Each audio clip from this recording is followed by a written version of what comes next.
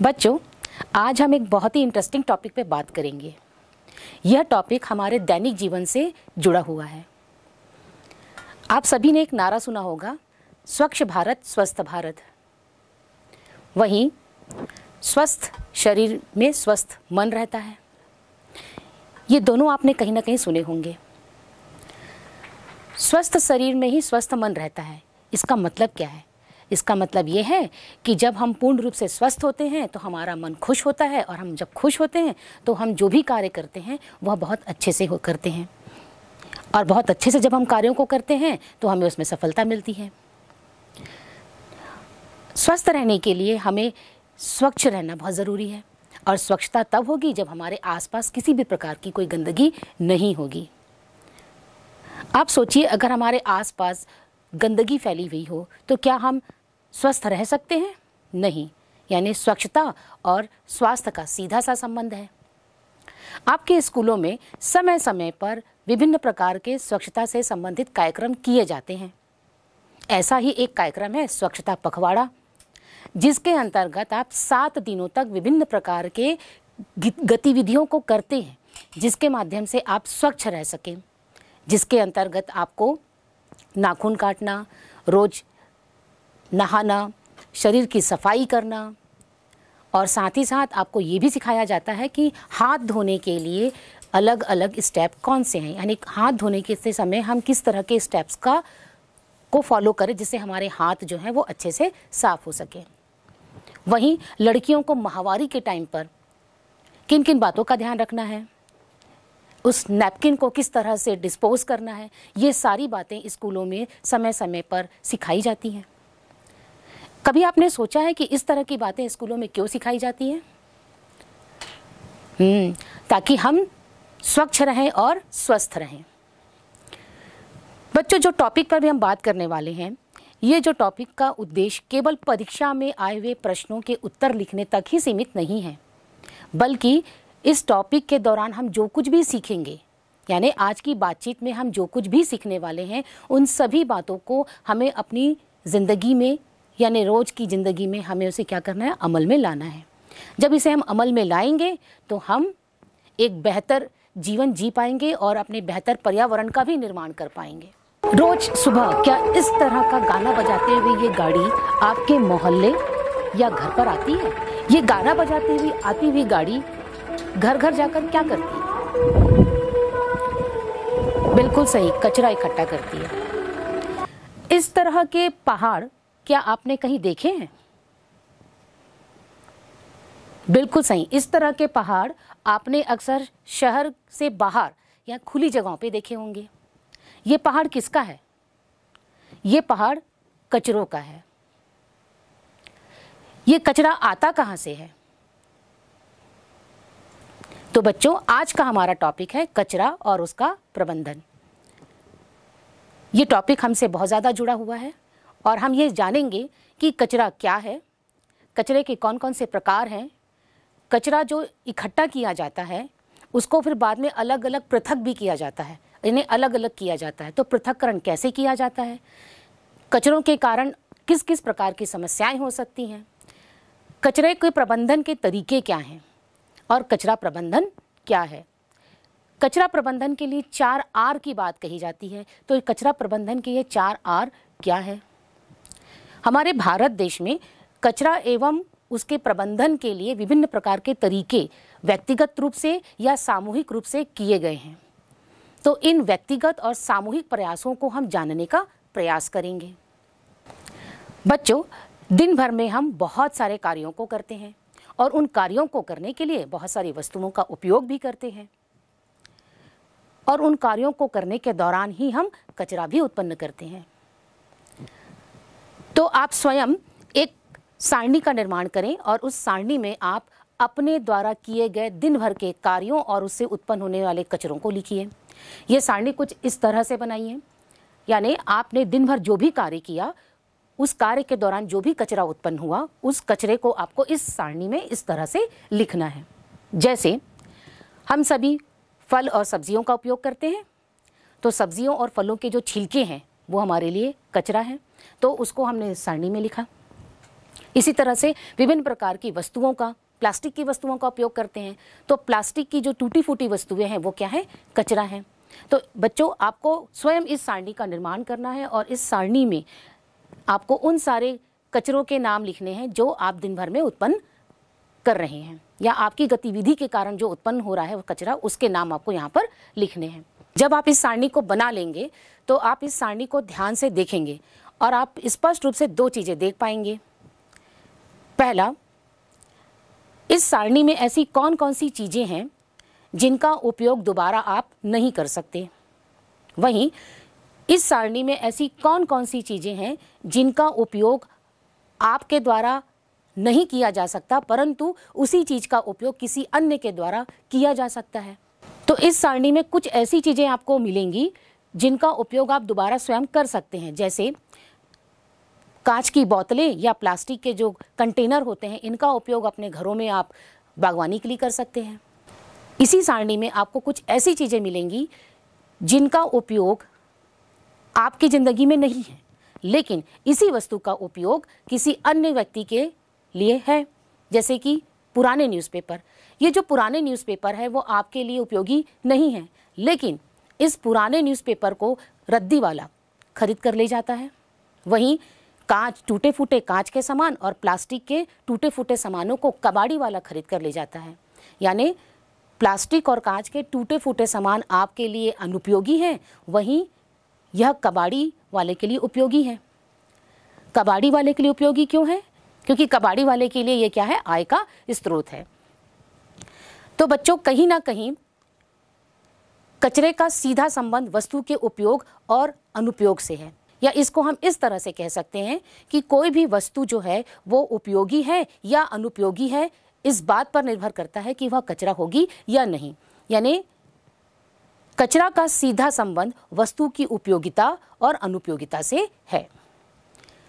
जो वस्तु आपके लिए उपयोगी है वह कचरा नहीं है, और जो वस्तु आपके लिए अनुपयोगी है वह आपके लिए कचरा है।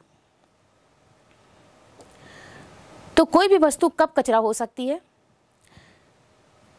ऐसी वस्तु जिसका बहुत लंबे समय से हमने उपयोग नहीं किया,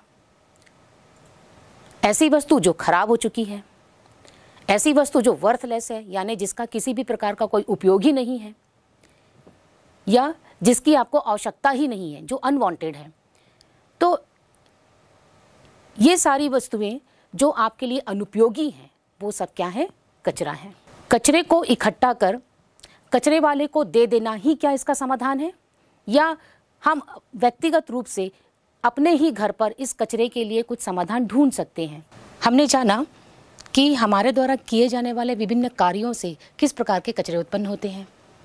कचरा यानी ये सभी वस्तुएं जो कि हमारे किसी उपयोग की नहीं है, वो सभी क्या है, कचरा है। अब हम यह जानते हैं कि दिन भर में हम कचरे की कितनी मात्रा उत्पन्न करते हैं। तो चलिए इस बात को जानने के लिए एक क्रियाकलाप करते हैं। 18.2 कितना कचरा, कैसा कचरा। दिन भर में हम कचरे की कितनी मात्रा निकालते हैं, आइए इसका पता लगाएं। क्रियाकलाप 1, एक मध्यम आकार की बाल्टी लें।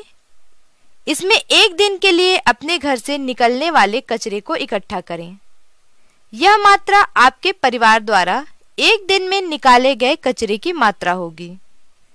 इस प्रकार आप अपने आसपास में रहने वाले लोगों तथा कॉलोनी, शहर, गांव में रहने वाले लोगों के द्वारा निकाले जाने वाले कचरे की लगभग मात्रा का अनुमान लगा सकते हैं। सोचिए कि अगर इतना कचरा रोज निकलकर एक जगह इकट्ठा हो तो क्या होगा, इससे कौन कौन सी समस्याएं उत्पन्न होंगी, इस कचरे व इससे जुड़ी समस्याओं का निपटारा कैसे किया जा सकता है। अगर आप कुछ दिनों तक अपने घरों से निकलने वाले कचरों को देखें तो आप पाएंगे कि इसमें अधिकांश मात्रा सब्जियों व फलों के छिलकों और बची हुई खाद्य सामग्री की होती है। क्या यह कचरा लंबे समय तक ऐसे ही बना रहता है?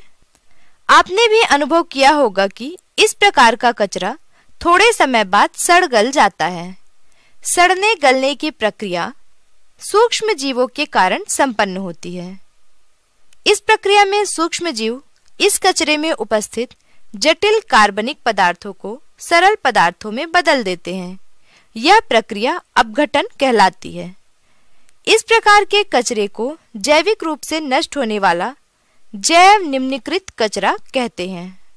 घरेलू कचरे में बहुत सारे पदार्थ ऐसे होते हैं जो बहुत लंबे समय के बाद भी वैसे ही बने रहते हैं, जैसे प्लास्टिक का सामान, पॉलीथीन, धातु, कांच, इलेक्ट्रॉनिक पदार्थ आदि। अतः वो कचरा जो जीवों द्वारा अपघटित नहीं हो सकता, उन्हें जैव अनिम्नीकृत कचरा कहते हैं। आपके विचार से इनका आगे क्या होता होगा? सामान्य तौर पर हम इस कचरे को या तो किसी एक जगह पर फेंक देते हैं या फिर कबाड़ी को बेच देते हैं। अभी तक हमने अपने घरों से निकलने वाले कचरे की ही बात की है। घर के अलावा और भी स्थान हैं जहां से प्रतिदिन काफी मात्रा में कचरा निकलता है। इन स्थानों में औद्योगिक प्रतिष्ठान, चिकित्सालय, बाजार व शासकीय व अन्य संस्थान शामिल हैं। हमारे घरों से तो कबाड़ी कचरा ले जाता है, पर इन संस्थानों से निकलने वाले कचरे का क्या होता होगा? घरों से इकट्ठे किए गए कचरे का कबाड़ी क्या करते होंगे? बच्चों, आपने देखा कि दिन भर की क्रियाकलाप के दौरान एक परिवार कितनी मात्रा में कचरा निकालता है।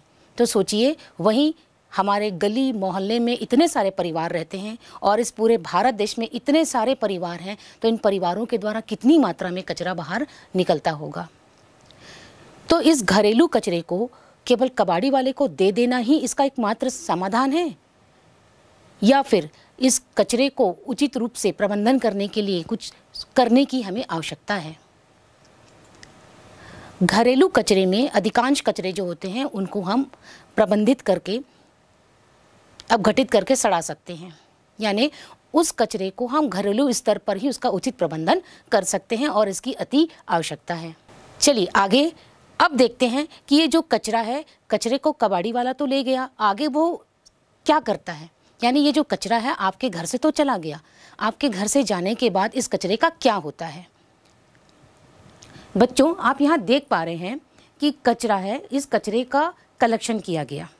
कलेक्शन के बाद उसको सेग्रीगेशन किया गया। सेग्रीगेशन यानी पृथक्करण, यानी कचरा जो उत्पन्न हुआ, इस कचरे को अलग अलग माध्यमों से इकट्ठा किया गया, यानी कलेक्शन किया गया। फिर इस कचरे का पृथक्करण किया गया। पृथक्करण किस आधार पे किया गया? ऐसा कचरा जिसका पुनः उपयोग किया जा सकता है और पुनः चक्रण कर पुनः उपयोगी वस्तुएं जिससे बनाई जा सकती हैं, उसके आधार पर कचरे को अलग अलग भागों में क्या किया जाता है, बांटा जाता है, जिसे हम पृथक्करण या सेग्रीगेशन कहते हैं। कचरों के सेग्रीगेशन या पृथक्करण के लिए उसे ट्रीटमेंट देना पड़ता है, यानी उपचार करना होता है। इस उपचार के लिए इस कचरे को एक स्थान से दूसरे स्थान पहुंचाना होता है, यानी ट्रांसपोर्ट, और उसके बाद जो कचरा जिसका ट्रीटमेंट नहीं किया जा सकता उसको डिस्पोज किया जाता है। तो यहाँ पर आप देख पा रहे हैं कि आपको एक श्रृंखला दिख रही है, जिसमें पहला है कचरा यानी वेस्ट, दूसरा कलेक्शन यानी इसका इकट्ठा करना, तीसरा पृथक्करण यानी सेग्रीगेशन यानी कचरों को अलग अलग करना, उसके बाद इन अलग अलग किए गए कचरों को परिवहन यानी ट्रांसपोर्टेशन के द्वारा ट्रीटमेंट यानी उपचार के लिए पहुंचाना, और उसके बाद उस कचरे को क्या कर देना, डिस्पोज कर देना। हम प्रतिदिन विभिन्न गतिविधियां करते हैं, जिसके दौरान कई ऐसे पदार्थ उत्पन्न होते हैं जो हमारे लिए अनुपयोगी हो जाते हैं। इन पदार्थों को हम अपशिष्ट पदार्थ यानी वेस्ट मटेरियल या कचरा यानी गार्बेज कहते हैं। अपशिष्ट पदार्थ जैव निम्नीकरणीय यानी बायोडिग्रेडेबल या अजैव निम्नीकरणीय यानी नॉन बायोडिग्रेडेबल हो सकते हैं। यदि किसी पदार्थ का जैविक प्रक्रम से यानी एंजाइम की सहायता से अपघटन किया जा सकता है तो वह जैव निम्नीकरणीय कहलाता है, लेकिन यदि किसी पदार्थ का जैव प्रक्रम से अपघटन नहीं किया जा सकता तो वह अजैव निम्नीकरणीय कहलाता है। हमारी जीवन शैली में सुधार के साथ कचरे की मात्रा भी बढ़ गई है। साधारणतः कचरे का निपटान करने के लिए इसे खुले मैदान में फेंक दिया जाता है। इसके कारण हमें गांव तथा शहर में कचरे के ढेर दिखाई देते हैं। आमतौर पर जीवाणु जैविक निम्नीकरणीय कचरे का जैविक प्रक्रम से अपघटन करते हैं और प्राकृतिक तौर पर इन पदार्थों को सरल पदार्थों में परिवर्तित करते हैं।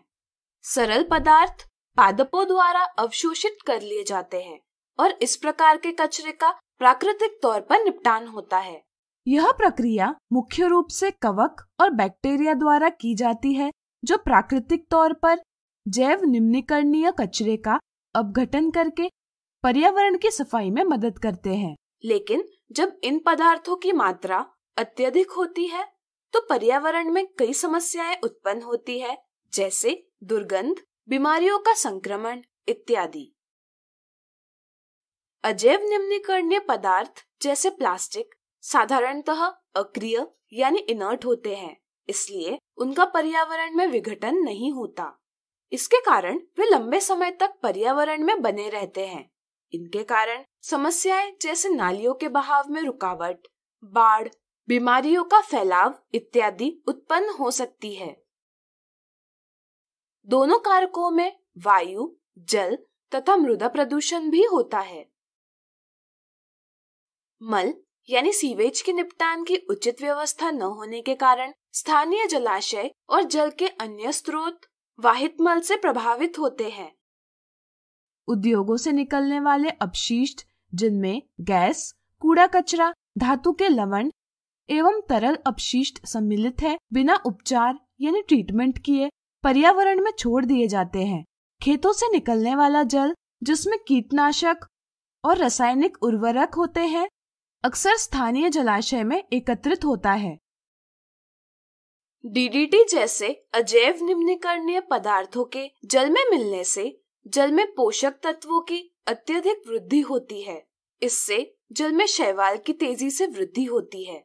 इससे पानी में विघटित यानी डिसॉल्व्ड ऑक्सीजन की मात्रा कम हो जाती है तथा पानी की गुणवत्ता का ह्रास होता है। इसे ही हम सुपोषण यानी यूट्रोफिकेशन कहते हैं। इससे जल में जैव रासायनिक ऑक्सीजन मांग यानी बायोकेमिकल ऑक्सीजन डिमांड या बीओडी बढ़ जाती है, जिसके कारण जलीय जीवों को पर्याप्त ऑक्सीजन नहीं मिल पाता और वे मर जाते हैं। जरा सोचिए, क्या जल प्रदूषण जैव आवर्धन यानी बायोमैग्निफिकेशन का कारण भी हो सकता है? अपने दोस्तों या अध्यापक से इसके संदर्भ में चर्चा कीजिए। इन समस्याओं से बचने के लिए हमें कचरे का उचित तरीकों से प्रबंधन करना आवश्यक है। हमने देखा है कि पदार्थ जैव निम्नीकरणीय या अजैव निम्नीकरणीय हो सकते हैं, इसलिए हमें कचरे को पृथक करना चाहिए। इसके लिए हम 2 प्रकार के कूड़ादान का प्रयोग कर सकते हैं।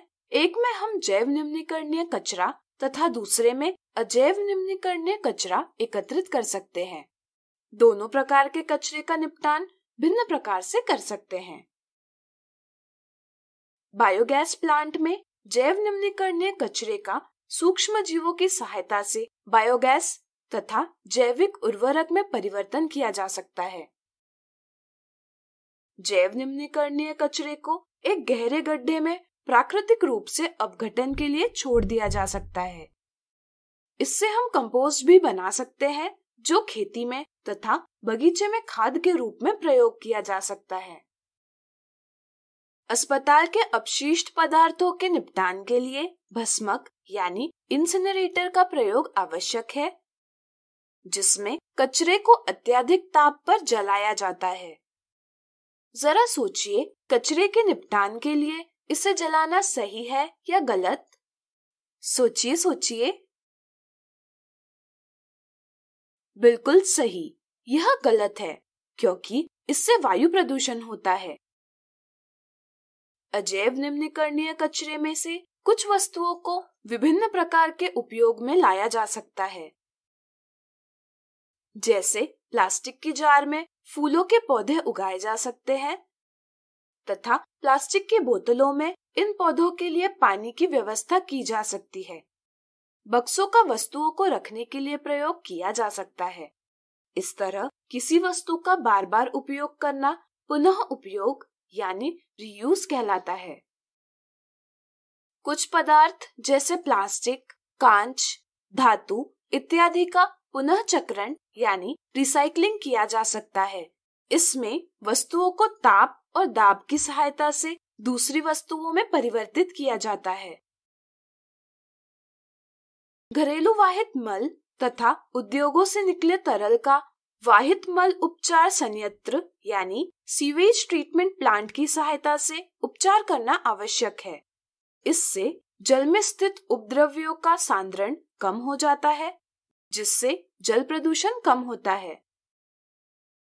अब आप अपने अध्यापक से चर्चा करके कचरा प्रबंधन के और तरीकों के बारे में पता कीजिए।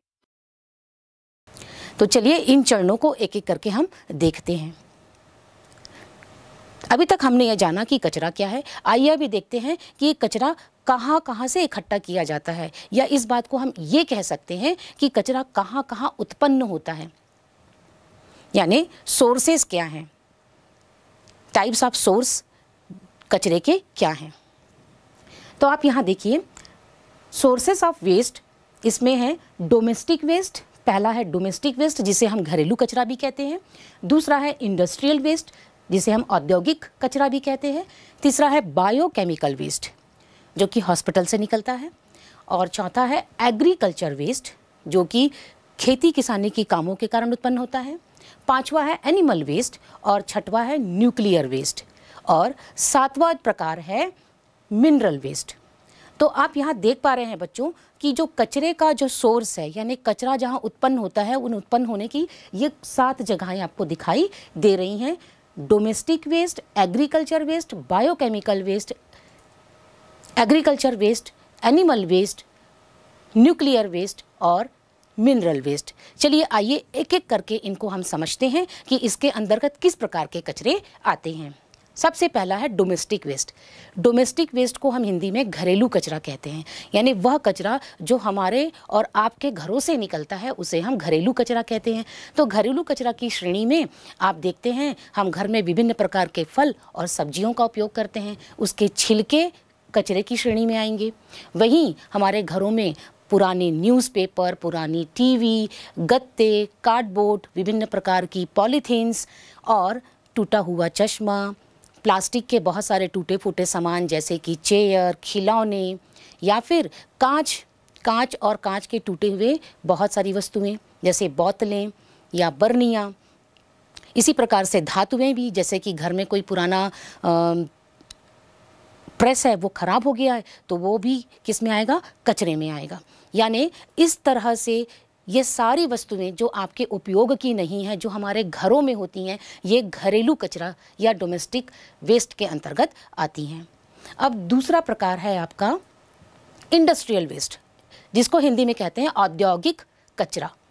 औद्योगिक कचरा, उद्योग, आप सभी जानते हैं बच्चे कि हम अपने दैनिक जीवन में बहुत सारी वस्तुओं का उपयोग करते हैं और ये सभी वस्तुएं हमको हमारे इंडस्ट्री या उद्योग से बनकर मिलती हैं। यानी इन सभी वस्तुओं को बनाने के लिए इंडस्ट्री या कारखाने लगाए जाते हैं। बहुत सारी वस्तुएं कारखानों में बनाई जाती हैं। तो जब कारखानों में इन वस्तुओं को बनाया जा रहा होता है तो उस समय बहुत सारा वेस्ट मटेरियल बाहर निकलता है जो कि हवा, पानी और मृदा में मिला दिया जाता है। तो हवा, पानी और मृदा में उद्योगों के द्वारा छोड़ दिए जाने वाला जो कचरा होता है वही औद्योगिक कचरा या इंडस्ट्रियल वेस्ट कहलाता है। आपने इस तरह का कोई उद्योग अपने आसपास देखा ही होगा, तो आप जाकर पता करें कि उस इंडस्ट्री के द्वारा किस प्रकार से वायु, जल और मृदा में कचरा फैल रहा है। तीसरा प्रकार है बायोकेमिकल वेस्ट। बच्चों, बायोकेमिकल वेस्ट के अंतर्गत आते हैं hospitals, nursing homes, pathology labs और मेडिकल क्लिनिक्स। आप इन सभी को अच्छी तरीके से जानते हैं। पैथोलॉजी लैब में हम विभिन्न प्रकार के जांच करवाते हैं, जैसे खून से संबंधित, मूत्र से संबंधित। तो इन जांच को कराने के लिए विभिन्न प्रकार की वस्तुओं का उपयोग किया जाता है। वहीं हॉस्पिटल में भी विभिन्न प्रकार का ट्रीटमेंट दिया जाता है, तो इस ट्रीटमेंट के लिए भी विभिन्न प्रकार के उपकरणों का उपयोग किया जाता है। हम विभिन्न प्रकार की दवाइयों को खाते हैं और इन दवाइयों की जो रैपर होते हैं जिसे हम फेंक देते हैं वो भी क्या है, कचरा है।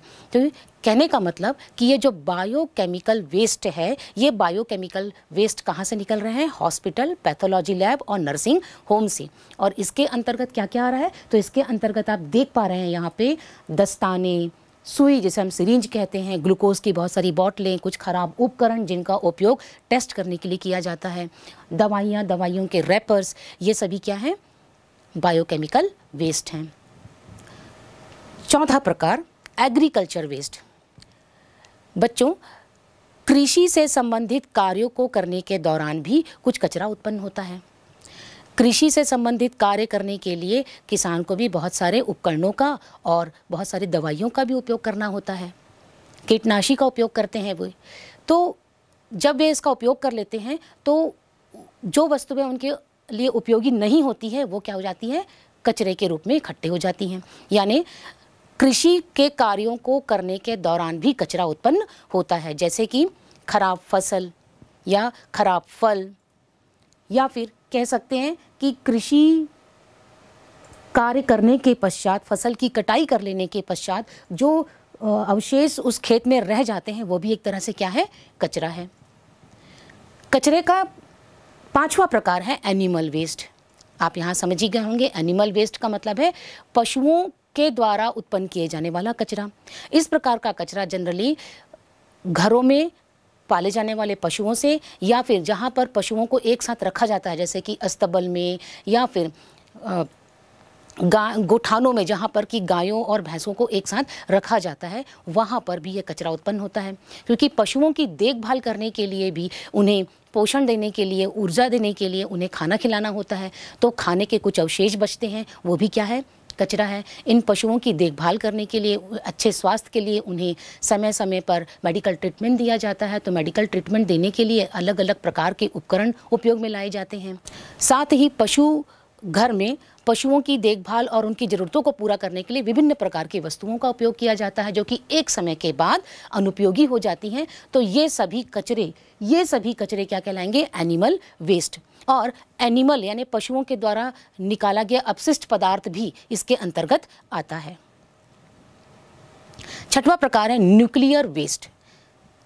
इस प्रकार का जो वेस्ट होता है वो न्यूक्लियर पावर प्लांट से निकलता है। इसके अंतर्गत देखिए, आपको एक न्यूक्लियर पावर प्लांट दिखाई दे रहा है। इस न्यूक्लियर पावर प्लांट से निकलने वाला जो कचरा होता है वो कौन है? रेडियो एक्टिव मिनरल्स और मेटल्स होते हैं, जो कि बहुत अधिक रिएक्टिव होते हैं, जो बहुत अधिक रिएक्शन करते हैं। और इस प्रकार के जो कचरे होते हैं वह हम मानव जीवन या अन्य जीवों के जीवन के लिए और हमारे पूरे पर्यावरण के लिए बहुत अधिक नुकसानदायक हैं, क्योंकि ये बहुत तेजी से क्रिया करते हैं। सातवां प्रकार मिनरल वेस्ट। मिनरल वेस्ट, तो इस प्रकार का जो वेस्ट है वो औद्योगिक क्षेत्रों के कारण उत्पन्न होता है। औद्योगिक क्षेत्रों में बहुत अधिक मात्रा में हैवी मेटल्स का उपयोग किया जाता है, जैसे कि आर्सेनिक, कैडमियम। तो इस प्रकार के जो हैवी मेटल्स होते हैं वे या तो पानी में घुल जाते हैं या जहरीली गैसों के रूप में वातावरण में चले जाते हैं। यानी ये जो मिनरल वेस्ट है ये उद्योगों के माध्यम से फैलाए जाते हैं। तो बच्चों, अभी हमने देखा कि वेस्ट जो होते हैं वो अलग अलग प्रकार के होते हैं, यानी कचरा जो है वो अलग अलग जगहों पर उत्पन्न हो रहा है और इन्हीं अलग अलग जगहों से इन कचरों को इकट्ठा किया जाता है।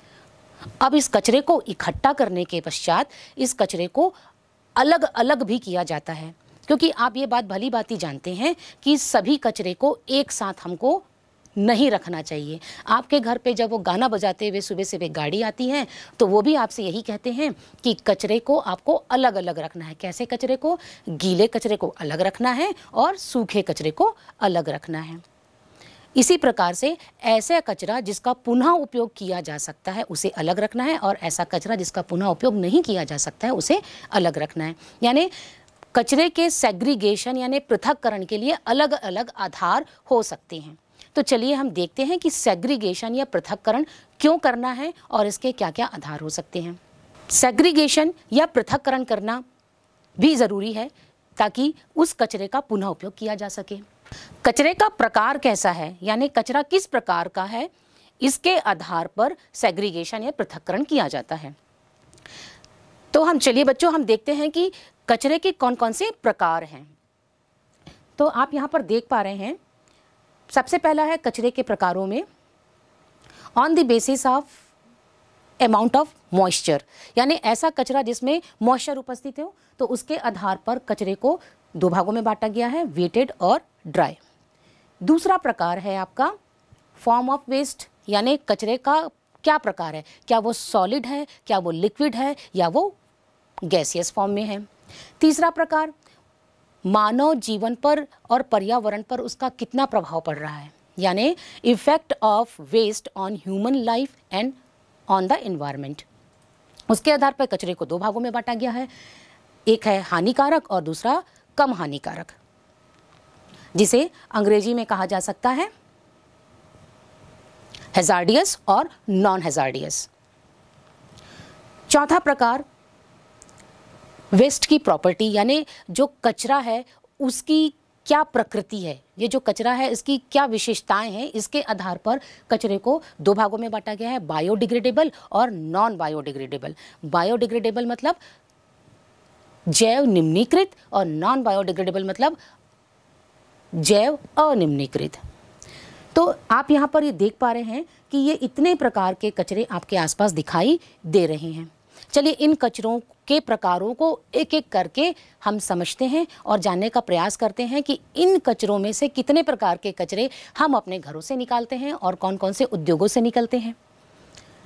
सबसे पहला कचरा है आपका नमी के आधार पर, on the basis of amount of mixture, यानी किसी भी कचरे में जो नमी उपस्थित है उस नमी की उपस्थिति के आधार पर कचरे को दो भागों में बांटा गया है, एक है वेट और दूसरा है ड्राई।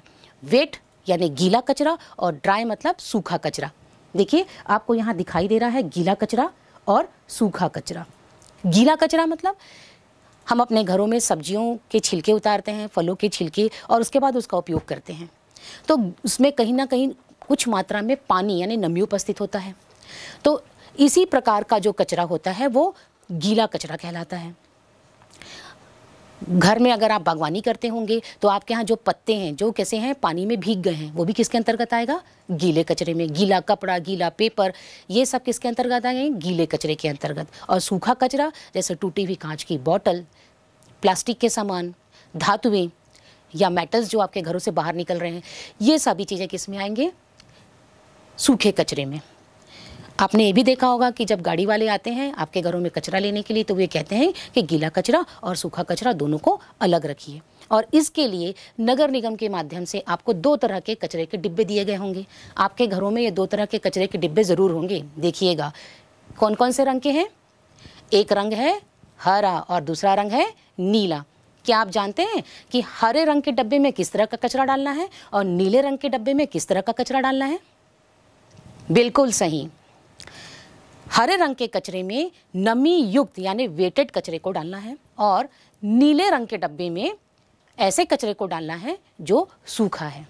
गीला कचरा और सूखा कचरा दोनों को अलग अलग इसलिए रखा जाता है ताकि जब इन दोनों को पृथक किया जाए, यानी कि जब सेग्रीगेशन किया जाता है तो सूखे कचरे को आगे पुनः रिसाइकल करके नई वस्तु का निर्माण किया जा सकता है, और जो गीला कचरा है उस गीले कचरे को हम अपने ही घर पर यानी घरेलू स्तर पर ही उसका उपयोग कर सकते हैं, क्योंकि जो गीला कचरा होता है वह बहुत जल्दी क्या हो जाता है, सड़ सकता है, लेकिन सूखा कचरा सड़ता नहीं है। फॉर्म ऑफ वेस्ट यानी कचरे का प्रकार, इसके आधार पर कचरे को तीन भागों में बांटा गया है, सॉलिड, लिक्विड और गैस्ड। सॉलिड वेस्ट यानी ठोस कचरा, ठोस कचरा जिसको हम आंखों से देख सकते हैं, जो हमको आसानी से दिखाई देता है। इस तरह के कचरे हमारे घरों से, उद्योगों से और हॉस्पिटल से भी निकलते हैं। जैसे कि आप देखते हैं कि हमारे घरों से निकलने वाले कचरे गत्ता, कार्डबोर्ड, पॉलीथीन, प्लास्टिक, ये सभी सॉलिड कचरे के उदाहरण हैं। लिक्विड वेस्ट, इस प्रकार का जो कचरा होता है वो औद्योगिक क्षेत्रों के कारण अत्यधिक मात्रा में निकलता है। आप सभी जानते हैं कि इंडस्ट्री में नई नई वस्तुओं या खाद्य पदार्थों को बनाने के लिए कच्चे माल का उपयोग किया जाता है। ये इन कच्चे माल से जब वो वस्तु का निर्माण हो जाता है तो कुछ वेस्ट पदार्थ जो होते हैं वो हवा में छोड़ दिए जाते हैं, तो कुछ पानी में छोड़ दिए जाते हैं और कुछ यूं ही मिट्टी में छोड़ दिए जाते हैं।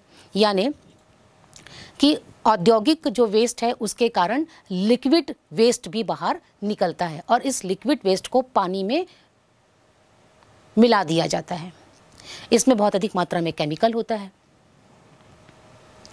तीसरा प्रकार गैसियस, जैसे कि मैंने अभी बताया कि इंडस्ट्री में जब नए पदार्थों का निर्माण किया जाता है तो उस समय बहुत अधिक मात्रा में धुआं बाहर निकलता है, और ये जो धुआं होता है यही क्या है, गैसियस वेस्ट है। कचरे का तीसरा प्रकार, और यह तीसरा प्रकार है मानव के जीवन या अन्य जीवों के जीवन पर पड़ने वाले प्रभाव और पर्यावरण पर पड़ने वाले प्रभाव के आधार पर, या इसको हम ऐसे कह सकते हैं कि वेस्ट का जो इफेक्ट है वो मानव के जीवन पर और पर्यावरण पर कितना पड़ रहा है उसके आधार पर कचरे को दो भागों में बांट दिया गया। पहला है हैजार्डियस और दूसरा है नॉन हैजार्डियस। हैजार्डियस जो वेस्ट है वो बहुत अधिक कैसे होते हैं, खतरनाक होते हैं। इसके कारण बहुत अधिक डेंजर भी होता है, बहुत अधिक रिस्क भी होता है। ये जो कचरे होते हैं ये रिएक्टिव होते हैं, ये बहुत अधिक क्रियाशील होते हैं। ये जो हैजार्डियस वेस्ट हैं ये तुरंत क्रिया करके हमारे पर्यावरण में उपस्थित मिट्टी, हवा और पानी को प्रदूषित भी कर देते हैं। यानी ऐसा वेस्ट जो बहुत अधिक रिएक्टिव हो, बहुत अधिक हानिकारक हो, ऐसे वेस्ट को हैजार्डियस या हानिकारक वेस्ट या कचरे के अंतर्गत रखा गया है। नॉन हैजार्डियस यानी ऐसा कचरा जो कम हानिकारक है या जिससे बहुत अधिक मात्रा में नुकसान नहीं होता है, उसे नॉन हैजार्डियस वेस्ट के अंतर्गत रखा गया है। कचरे का अगला प्रकार है न्यूक्लियर वेस्ट। न्यूक्लियर वेस्ट इस प्रकार का जो वेस्ट होता है वह न्यूक्लियर पावर प्लांट के द्वारा निकाला जाता है। न्यूक्लियर पावर प्लांट में बहुत अधिक मात्रा में रेडियो एक्टिव पदार्थों का उपयोग किया जाता है, और ये रेडियो एक्टिव पदार्थ जो होते हैं वो मिनरल्स या मेटल्स के फॉर्म में होते हैं। ये बहुत अधिक क्रियाशील होते हैं, और इस रेडियो एक्टिव प्लांट से निकलने वाले न्यूक्लियर वेस्ट का बहुत अधिक नुकसान हमारे पर्यावरण और मानव जीवन पर पड़ता है। यानी हम ये कह सकते हैं कि न्यूक्लियर वेस्ट जो होता है वो सबसे अधिक नुकसानदायक है। कचरे का अन्य प्रकार है जो कचरा सड़ सकता है और जो कचरा सड़ नहीं सकता। उसके आधार पर हम कचरे को उसकी प्रकृति के आधार पर दो भागों में बांट सकते हैं, बायोडिग्रेडेबल और नॉन बायोडिग्रेडेबल। बायोडिग्रेडेबल जिसे कि हम जैव निम्नीकृत कचरा कहते हैं, और नॉन बायोडिग्रेडेबल जिसे कि हम जैव अनिम्नीकृत कचरा कहते हैं। बायोडिग्रेडेबल या जैव निम्नीकृत ऐसे कचरे होते हैं जो सड़ जाते हैं।